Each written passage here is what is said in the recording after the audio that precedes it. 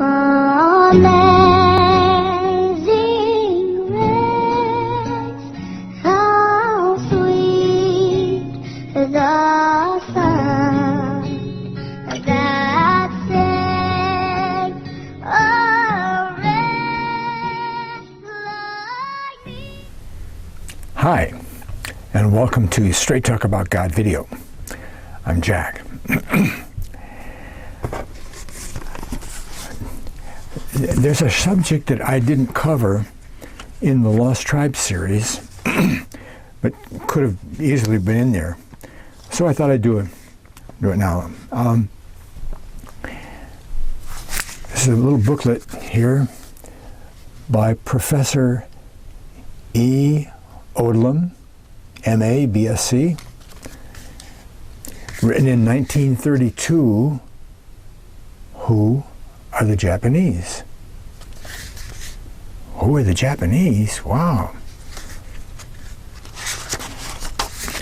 This is an address that Professor gave in the Oak Room, Hotel Vancouver, Vancouver, BC, March 28, 1932. 1932. Surprising stuff. Surprising stuff. Now he's talking about 1857. That's when he's talking about. About 3/4 of a century ago, the United States sent a fleet over to Japan to tell the Japanese to come out and trade. The Japanese did not want to. They were quite content to be a nation by themselves. Okay? But what did they find when they got there? The first Westerners to show up, what did they find?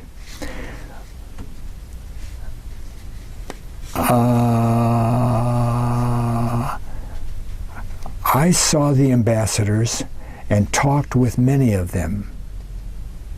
I was in a position in that country where I could do it naturally.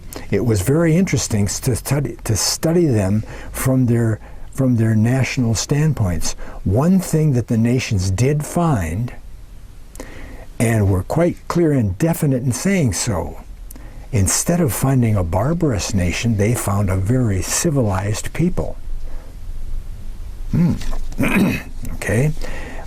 They knew that they had run across an absolutely civilized, well-handled, well-governed nation, and that these Japanese understood their business and had not received any training from the Occidental United States or England or anybody else. So we show up and we got this whole, where'd they learn that? How'd they become so? I lived for years in Japan and found life there very safe, as safe as in Canada, and property too. There must have been a reason for this.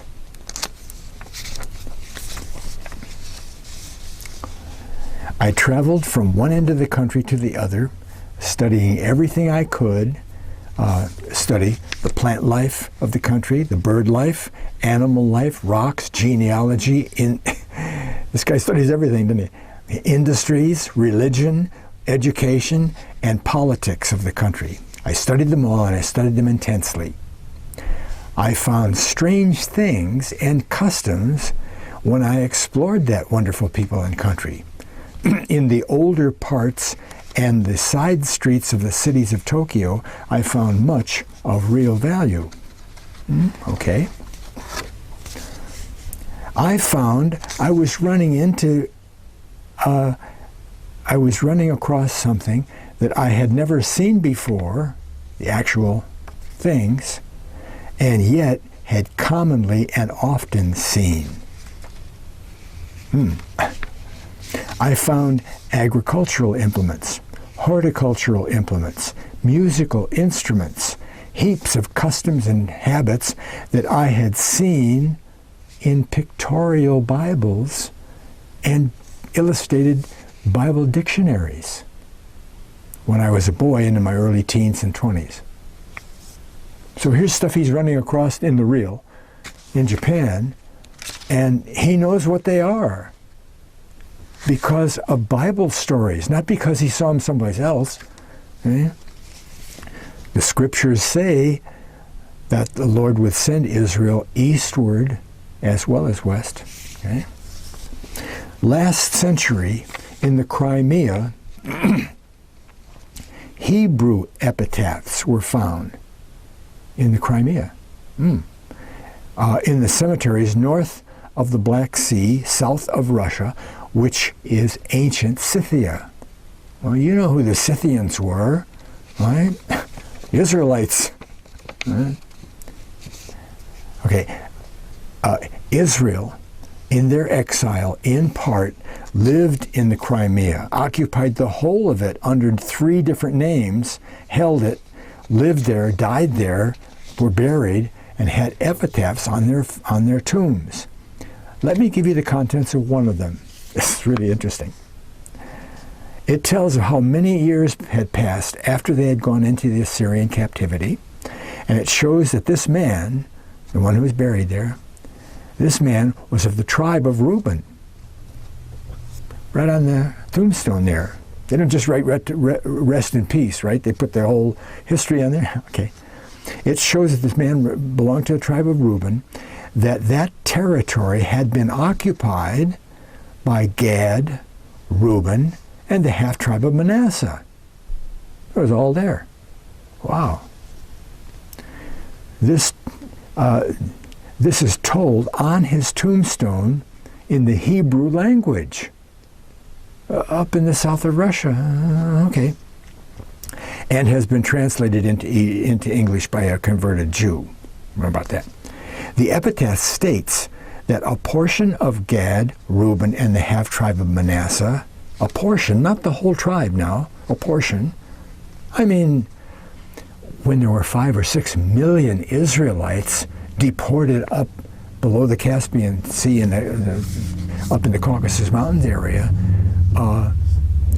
that could have been 750,000 people in one tribe. You know, there were a lot of them.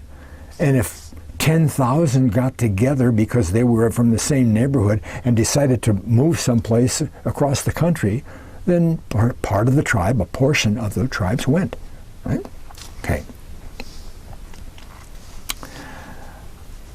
A portion of the tribe of Reuben, Gad, and half-tribe of Manasseh had moved away eastward, quote, on the tombstone, quote, as far as China. As far east as China. See? I had relatives, part of my relatives, my brothers on the other side of my father's family, they went all the way up to China.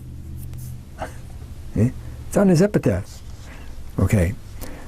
And again, God said that He'd move the Israelites eastward, and Japan is eastward of Palestine. Where did the Japanese come from, and why were they so different from the Chinese? They are very different, right? The Chinese are called the yellow race, aren't they? The yellow, okay?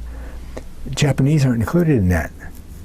Oh, a quick glance across a bunch of people, you'd say, well, they're all Chinese, or they're all, yeah, they look, but they're not the same.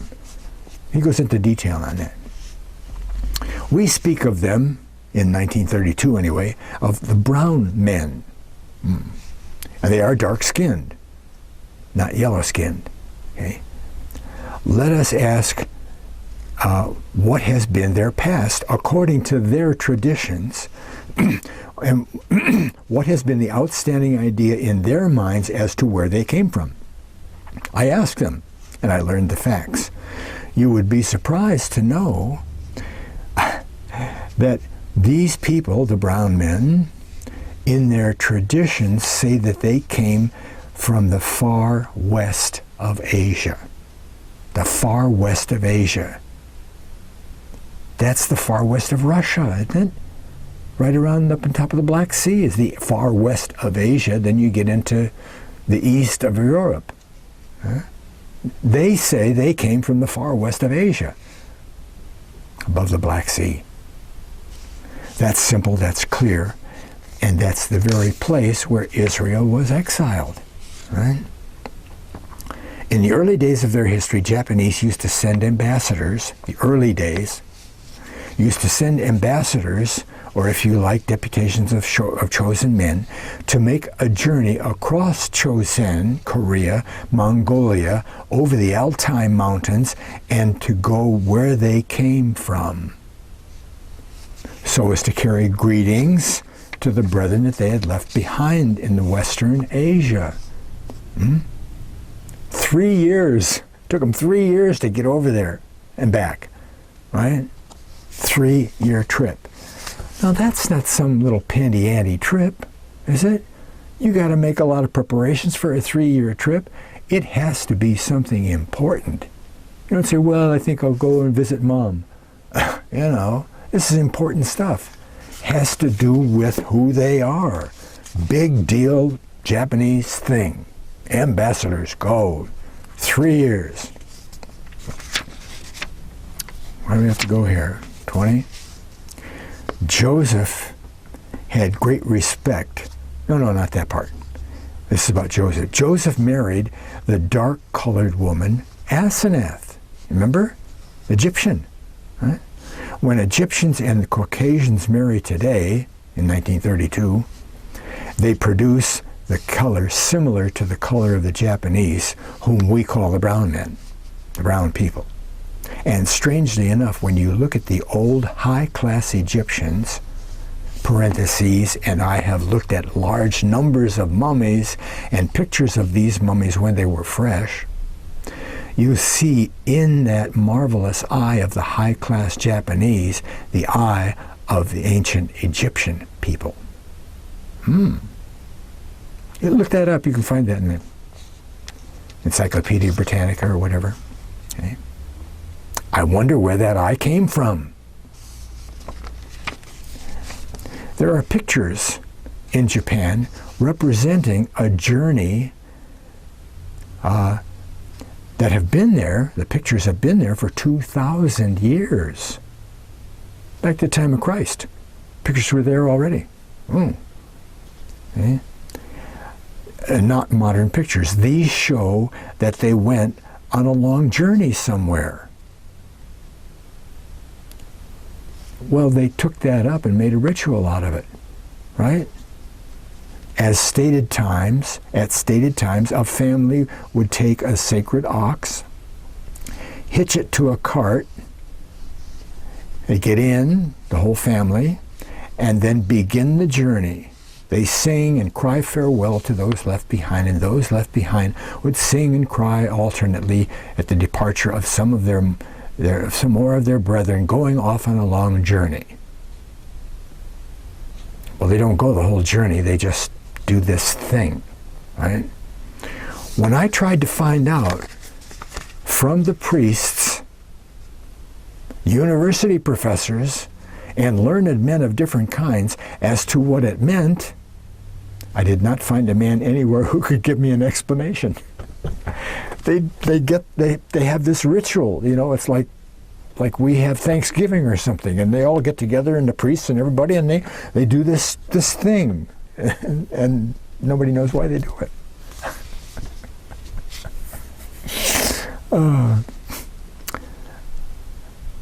I couldn't find out an explanation. The custom they carry on now in memory of some event in connection with traveling and a family leaving loved ones behind. I mean, they wouldn't cry and moan and say goodbye if they were gone for a week. It's the same trip with the ambassadors. Again, I have seen them take an ark or box out of the Shinto temple. And that's important, Shinto, because Shinto is monotheistic. Never a Buddhist temple, because Buddhists are pantheistic. There's a lot of different gods, okay? They take the box out of the Shinto temple, the priests, and then they go down to the water. The priests put their feet in the water, turn around, go back, and put the ark back in its place. Hey guys, it's Friday. Go in and they take this big box, walk down to the water, put their feet in the water, turn around, go back, put the ark away, and go to dinner.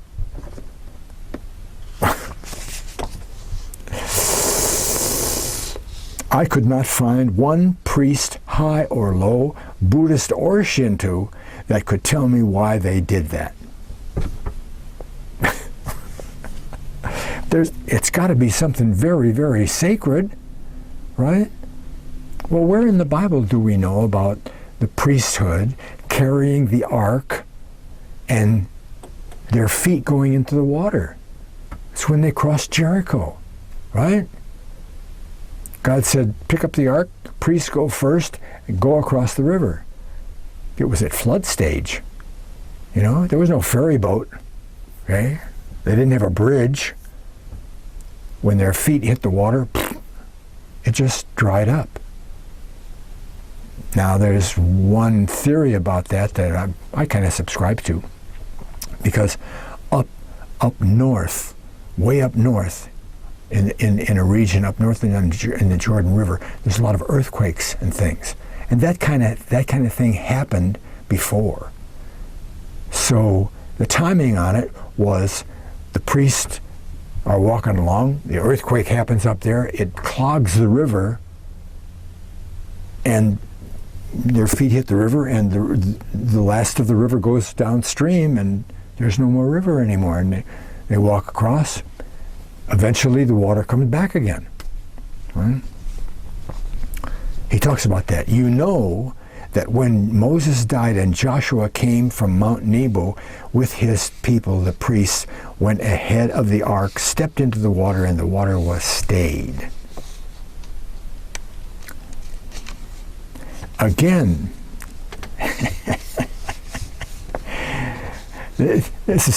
I'm not reading you everything in here, okay? Maybe half the stuff. Again, we see some marvelous things in the temples. Okay? There are some wonderfully decorated old temples in that land.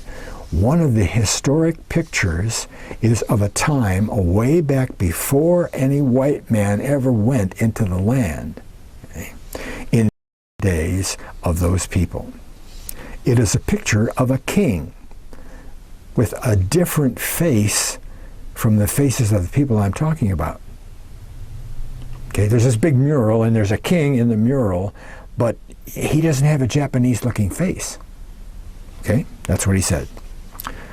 Okay, with a different face. He has a crown and a retinue of followers, and there is a queen who had come from another country on camels. The camels are fastened to stakes driven in the sand. A retinue of high-class maids follows the queen, who carries presents and hands them to the king. The king and his retinue receive the presents, and he's not giving her presents, she's giving him presents. Okay? And those who came with her from a distant land on camels. This is all the more telling, important, and impressive. I mean, so what? You know, when I let you know that the Japanese never had camels in their land. Ever. He says, unless some circus brought one in the modern times. They don't have a camel. Well, wait a minute. Where's this queen on camels coming? It's in a temple. Okay, it's a huge... Why would they go to the trouble of doing that if they never had camels in the run? It's about something else. It's about someplace else. You don't put up sacred murals about something that happened to some other nation, do you? And it had some connection to them.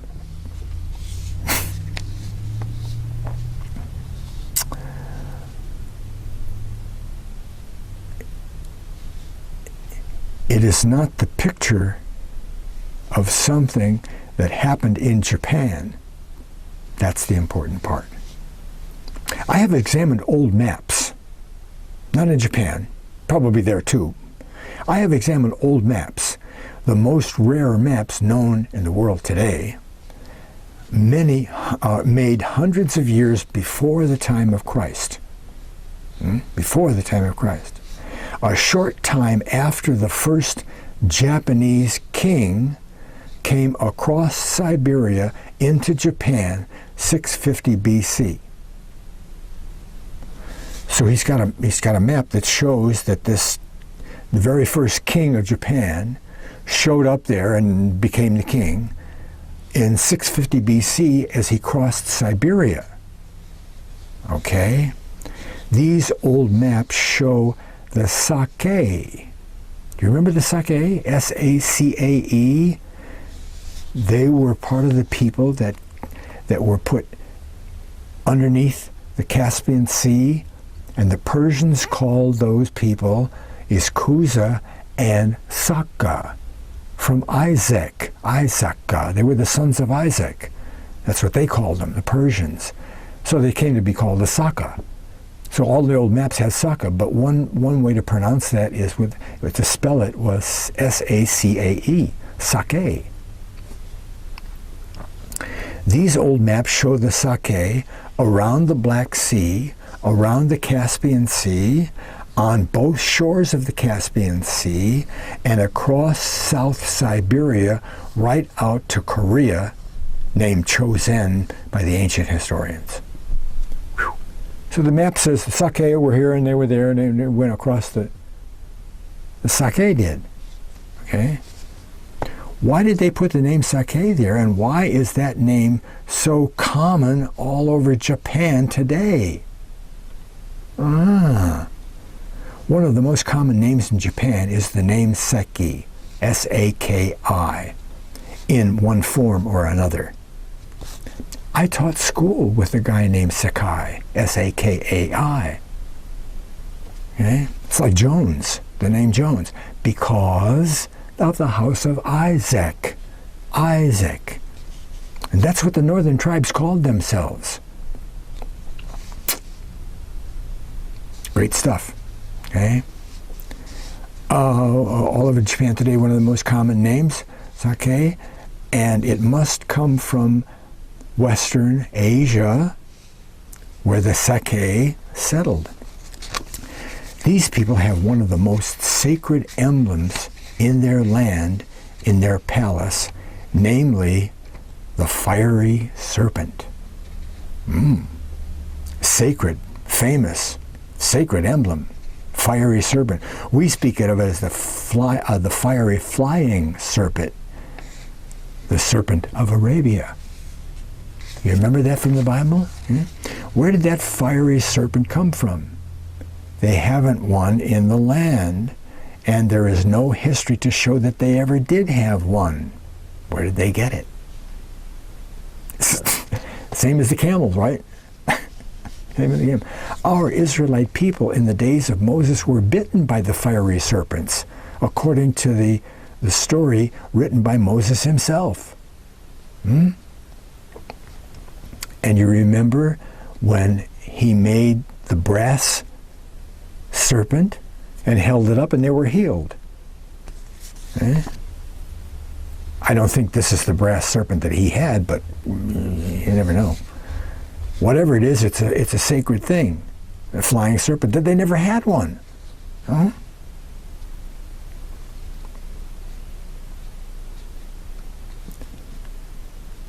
So why should they have a fiery serpent when they never had such a thing and it be sacred?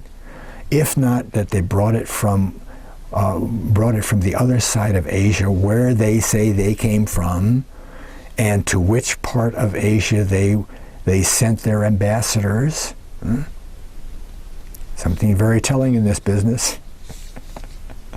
Another thing that they have in one of their palace walls or gate is a picture of a shepherd with a shepherd's crook and sheep. Big deal.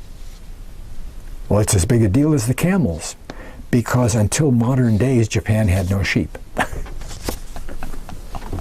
And yet these thousands of year old murals, temples and palace walls, show sheep and shepherds.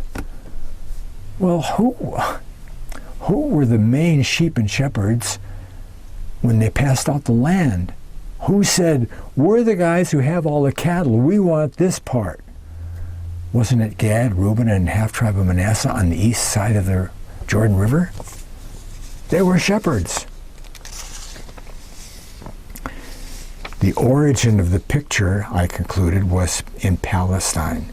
It showed the Palestinian face and Palestinian sheep. Never mind just sheep, they were Palestinian sheep. Why did the Japanese people put the picture there when they had no sheep? It is also an illustration of the fact that shepherding was one of the chief occupations of Gad, Reuben, and the half-tribe of Manasseh. Also, they have a lion and a unicorn from ancient days in the old palace of Kyoto. Well, did they have a unicorn? Did they have a lion? One of the pictures has 12 lions, 12 unicorns, and 12 serpents. All Israelite regalia. Remember, Dan, is one of his main emblems is a serpent. Okay? All Israelite characteristics. Among their sacred relics, there is one in the palace that the Mikados have kept sacred down through the ages. It is a mighty sword. A mighty sword. There's one very, very famous and very mighty sword in the Bible. There's lots of swords, but there's one main sword. You think back a little bit, you find it. It's Goliath's sword. The one that David used and then picked up from the priest later on in his travels when Saul was trying to kill him. Right? Most famous sword in the Bible. Okay? And they've got one there. I don't say it was David's sword, but who knows if it was or not. But they revere this one. Okay. Again, if you turn your attention to King Solomon, when he was young, you'll recall that there were those of David's sons who were determined to have the throne. They were manipulated in some cases by their designing mothers, ready to take the life of David in order to put a son on the throne. So David decided that he would settle the matter and took his son Solomon, put him on the king's animal that he used when he rode in state, and then crowned him in the palace of Gihon. Great. The palace of Gihon. I have visited the palace of Gihon in Japan. Why do they have a palace of Gihon in Japan? You know, the palace of Gihon in Palestine came first. That's 1000 BC. See? How did they have to come a picture of Gihon and the picture of Solomon that belonged in Western Asia? How did the Japanese do that?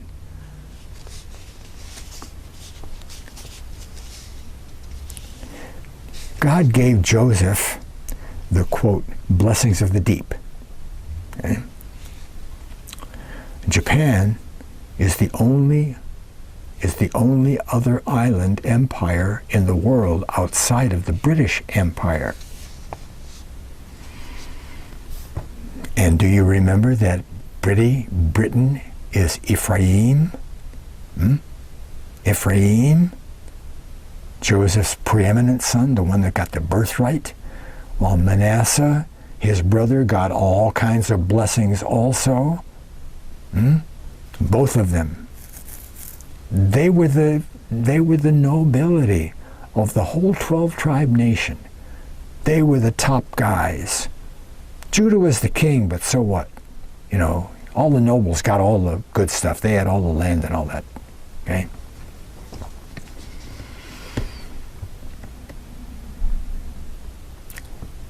And do you remember that Manasseh had tribes on both sides, right? The half-tribe on both sides of the water. Manasseh was separated by water. Keep that in mind. Now, if I'm right, in saying that part of Manasseh, Gad, and Reuben came over into Japan and developed into a nation there, one thing would stand out preeminently, namely that Manasseh would be the hegemon of the 2.5 tribes. If Reuben and Gad and the half-tribe of Manasseh went anywhere and they were all together, okay, the guys who would become the boss of everybody were from Manasseh. Okay? He explains that in just a second.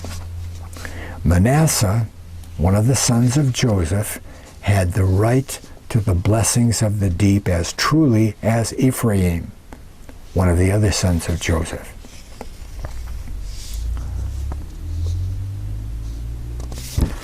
Now, wait a minute. Blessings.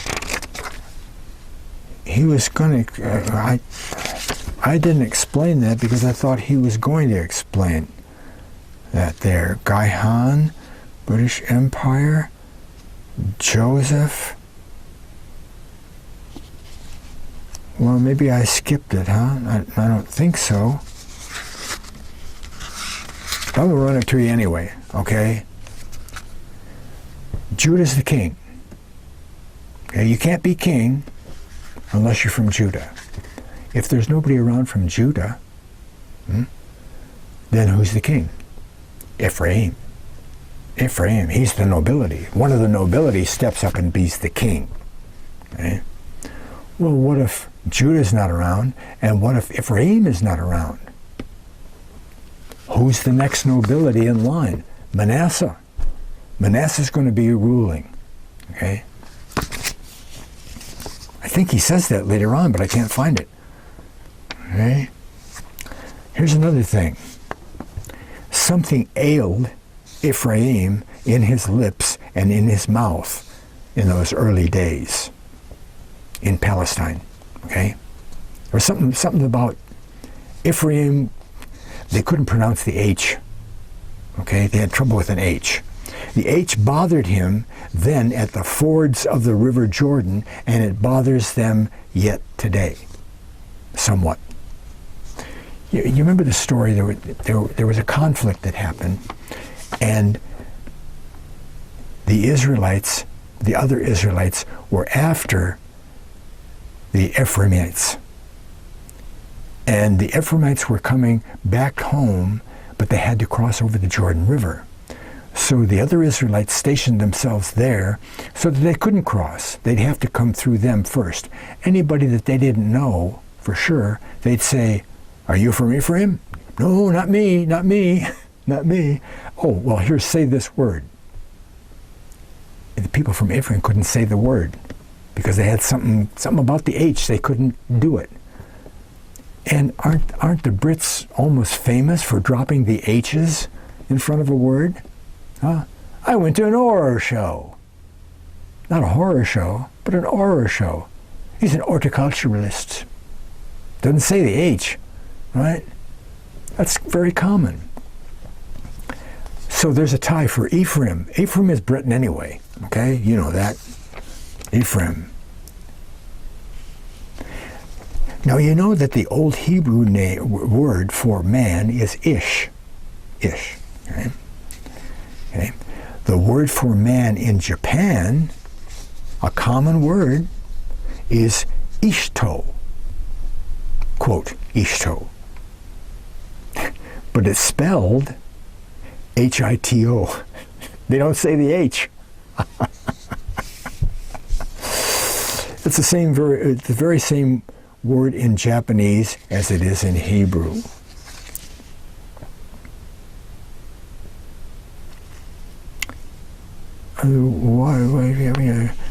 Let us take the two Manassehs, east and west of the Jordan River, waters dividing the two. At one side of the water today, the United States. United States is Manasseh. And the other side of the water, Japan. Okay, we did that. Now, next I'm going to call your attention to the musical instruments of the Japanese people. And he does that, but I'm not going to read that to you. Okay? They and the old, oh, he does, I'm sorry. They and the old Israel musical instruments that we see represented in the pictures I have referred to are wonderfully alike. Okay? I wish I had illustrations of all these things. They're really neat. I found some very strange things in connection with horses. Horses? There, the horse was sacred to the sun. Okay, in Japan, the horse is sacred to the sun. That's pretty specific. Okay? God scolded the people of Israel for having horses in the temple sacred to the sun, quote unquote, sacred to the sun. In one of the old shops, I saw a frontlet. He knew what it was right away. A bronze frontlet. And I said to the shopkeeper, what price? He told me a ridiculously low price. See, because I said he knew what it was. The guy's been around, he's studied all this stuff, and he knew what it was. He knew where it came from. Okay? I asked, what is it? He answered, I do not know. I said, I'll take it at your price. It is now in the museum in Queen's Park, Toronto. It was one of the frontlets worn by some warrior in the west of Asia. So when you're familiar with even surface archaeology in the west of Asia, where all the Scythians and these guys were living for 100 years, you know what the frontlet looks like. Huh? The ox. The ox. In Japan, they had the sacred ox, the sacred black ox. And you have them in India and other places. The sacred black ox in Japan. In England, the clear-skinned people had a white animal. And in Japan, the dark-skinned people had a dark animal. How natural. How did Israel get that sacred ox or cow or calf? Who's the ox connected to in Israel? Huh? Isn't that Ephraim? Huh? Who was the highest prince in all the camp of Israel? The highest prince, not the king, the highest noble. The prince of the tribe of Ephraim. He was the hegemon of the whole camp of Israel in the absence of Moses. And he said, we will make a calf. Hey, what happened to this Moses guy? He's been gone. We don't know where he went. We need an idol to worship. We need something to worship here. Aaron, here, take all these gold earrings and things and make us a calf.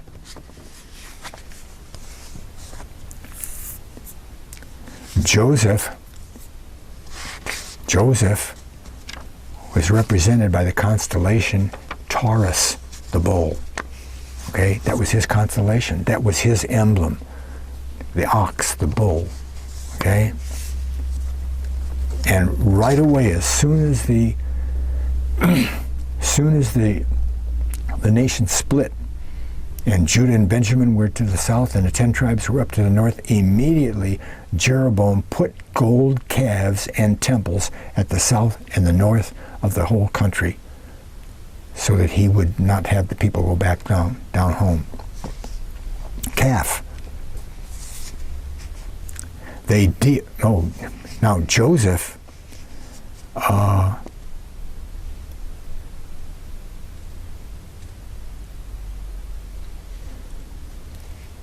they deified Joseph, okay? They deified him as being the only man in Egypt that was able to understand divine things, plans, and purposes. I mean, if the Pharaoh was a god, and he didn't talk to God, but Joseph did, sure he would be deified, by those pagan worshiping Egyptians. So he wasn't in charge of the religion that was going on there. Okay? They still had all their different gods and things. And Joseph, when he died, was represented by his own crest, the bull. Right? And that's when they began the bull worship for the first time in the land of Egypt in honor of the man who was in close touch with the gods. But it even goes further than that, okay? Because the great priestly fraternity and their secret cults were based on the worship of Osiris, the sacred bull. So they took the bull worship, called it Osiris, and now Osiris is Joseph. Joseph is Osiris, and he's represented by the bull, okay?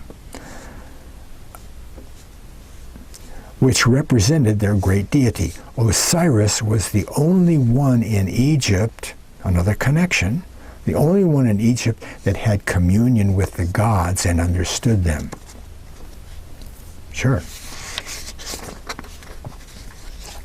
And when Joseph was gone, Ephraim was honored. Well, of course. I mean, Joseph, if they made him into a god for being close to the gods, and he ruled Egypt for 80 years, the whole country knows Ephraim and Manasseh. You know all about the boys, okay?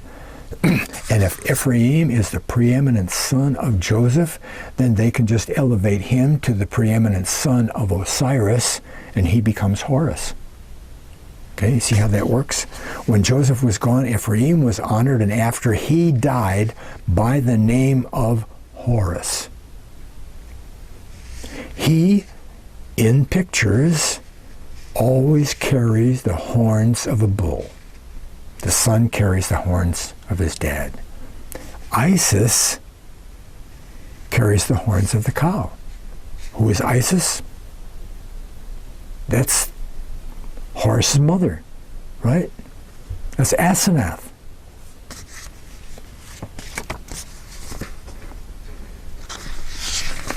What's going on here? The Japanese have used the mochi, M-O-O-C-H-I, unleavened bread, from time immemorial. The Japanese, who are the leading people, have been for ages known as the big heavy warrior types, samurai, right? They're the guys that were in charge, leading. Samurai, a race of warriors. In the last war, Israel had, when fighting against the Assyrian kings, they held the walled city of Samaria for 3 years. What brave men the defenders of these walls were. They were beaten and taken into captivity about 721 BC. That's the official date for the fall of Samaria, 721 BC.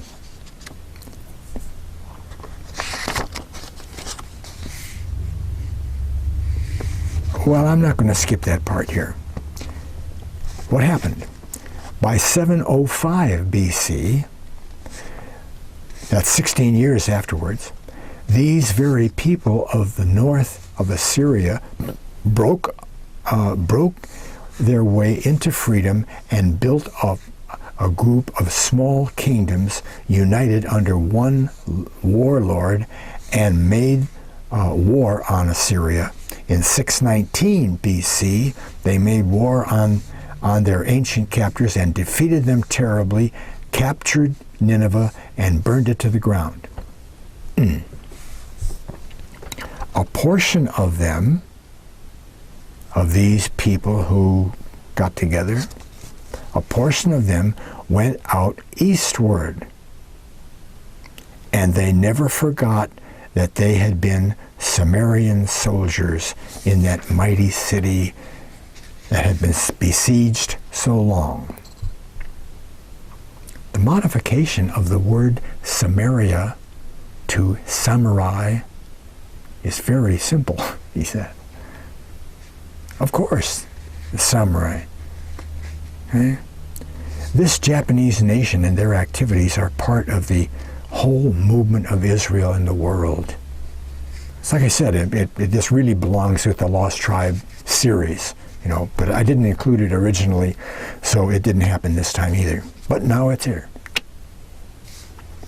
God said he would send Israel to all nations of the earth. They are out in the eastern part of Asia as well as all the lands. If I had time, I would show you that, and he did this kind of research in all these places, okay? He knows all about this stuff. If I had time, I would show you that they are in Afghanistan, in the north mountainous regions of the Himalayas, in the far eastern region of the Altai Mountains, Manchuria, and Korea, and then I could take you elsewhere and show you Israel in other parts of the world. Professor Odlum, the Japanese are Israelites from Manasseh, Gad, and Reuben.